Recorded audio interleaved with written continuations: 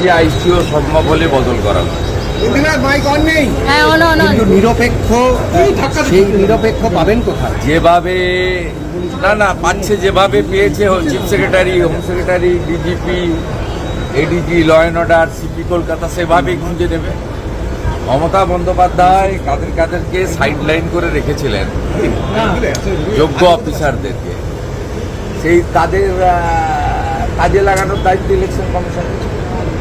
মমতার খুব কাছের পুলিশ অফিসারদের সরানো হলে এবার কি চাপে পড়বেন তৃণমূল সুপ্রিমো? সে আমি কি পড়বেন আমি জানি না, কি পড়বেন কেন পড়বেন না আমার জানা দরকার। উনার মনের কথা আমি, উনার ব্যথা বেদনা যন্ত্রণা মান অভিমান স্বাভিমান আমি বলুন। আমি যেটা বলছি যে উনার যে সমস্ত পায়দার লোকদের স্থাবক বসিয়েছেন, এদের দিয়ে নির্বাচন করা যায় না। 60 লক্ষ এখনো পর্যন্ত বিচারাধীন, যে প্রশ্নটা বারবার উঠছে যে এখনো সেই প্রক্রিয়া চলছে। গতকালও নির্বাচন কমিশনার খুব স্পষ্ট করেননি যে এই বিষয়টা কি হবে। এক্ষেত্রে আপনাদের বক্তব্য কি? আপনার বক্তব্য? না, আমাদের বক্তব্য আলাদা করে কিছু নেই। আমরা চাইছি বৈধ ভোটার ভোট দিন, সে যে দলেরই হোক, যে সমাজেরই হোক, যে ধর্মেরই হোক। যারা ভারতীয় তারা ভারতবর্ষের একটি গুরুত্বপূর্ণ প্রদেশ পশ্চিমবঙ্গ, তার যে গণতন্ত্রের মহোৎসব অনুষ্ঠিত হবে 23 এপ্রিল এবং 29 এপ্রিল, তাতে তারা অংশগ্রহণ করুক, এটা চাই। বাকিটা সম্পূর্ণভাবে নিয়ন্ত্রণ সুপ্রিম কোর্ট করছে। তারা বলেছে সাপ্লিমেন্টারি লিস্টের নাম এসে যাবে, যারা জুডিশিয়াল অফিসার এবং আধিকারিকদের দ্বারা ছাড়াই বাছাইতে তথ্য প্রমাণ এবং ডকুমেন্টের উপরে যাদের প্রমাণ হবে যা তাদের ভোট থাকা উচিত, তারাই।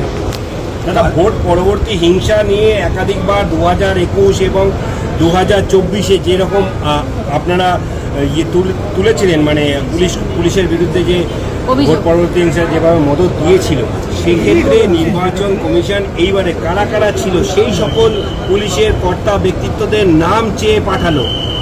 ওদেরকে সরালে শুধু হবে না, ওদেরকে অন্য রাজ্যে পাঠাতে হবে। আর সবচেয়ে আগে যেটা করা দরকার, পুলিশ ওয়েলফেয়ার বোর্ডকে ডিফাঙ্ক করা দরকার।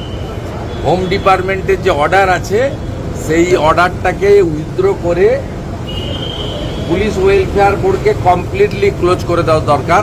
আমি খুব খুশি, ইলেকশন কমিশন এক্সটেনশন পাওয়া অফিসারদের নামের তালিকা চেয়েছেন, যাদেরকে অবৈধভাবে এক্সটেনশন দেওয়া হয়েছে। এর মধ্যে পুলিশ অফিসার অ্যাসোসিয়েশনের সভাপতি, সম্পাদক, কর্তা ব্যক্তিরা রয়েছে, যারা পোস্টাল ব্যালট জালিয়াতির কাজটা বিশেষভাবে করেন। এইটা আমরা দাবি করছি, নিশ্চিতভাবে ইলেকশন কমিশন এটাও দেখবে। ভোট ঘোষণার আগে পুরোহিত মুয়াজ্জিনদের ভাতা বৃদ্ধি করা হলো, তার সঙ্গে সরকারি কর্মীদের ডিএ। টাকা তো পাবেন না। নিয়ম পরিষ্কার হচ্ছে, amount of benefit, number of beneficiaries গতকাল বিকেল 4টের পরে বাড়ে না। অতএব এটা ডেলিভারি হবে না, এটা কেবলমাত্র মমতা ব্যানার্জির টুইট হয়ে রয়ে যাবে এবং তিনি একটা প্রতারণা করেছেন সকলের। মানে ডিএটাও পাবেন না? যে না, পাওয়ার কোনো প্রশ্নই নেই, পাওয়ার কোনো প্রশ্নই নেই, যদি না সুপ্রিম কোর্ট ইলেকশন কমিশনকে বলে। যেহেতু সুপ্রিম কোর্টের অর্ডার আছে, সুপ্রিম কোর্ট যদি বলে সেটা এক্সেপশন